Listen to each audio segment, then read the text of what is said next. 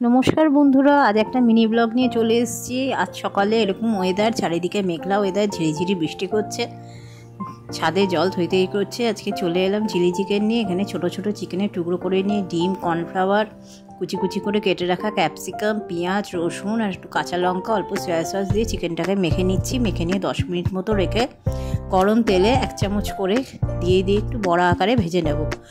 With বোন chicken থাকলে সেখান থেকে চিকেনগুলো ছাড়িয়ে এরকম ছোটো ছোটো করে কেটে চিলি চিকেন অনায়াসে বানানো যায়। সবসময় সলিড চিকেন পিস দিয়ে বানাতে হবে তার কোনো মানে নেই। আমি তেলে 1 চামচ করে পরিমাণে দিয়ে দিচ্ছি। খুব বেশি লাল করে এখানে ভাজবো না।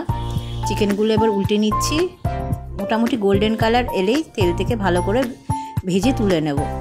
আর গ্যাসটি মিডিয়াম ফ্লেমে রেখে ভাজলে চিকেনটা ভেতর থেকে ভালো করে কুক করা যাবে এবং ভাজা হয়ে যাবে। দেখুন আমার ভাজা হয়ে গেছে, এবার তেল থেকে তুলে নিচ্ছি। এবার ওই তেলের মধ্যে রসুন কুচি দিয়ে দিলাম এবং ডাইস করে কেটে রাখা পেঁয়াজ আর ক্যাপসিকাম দিয়ে দিলাম।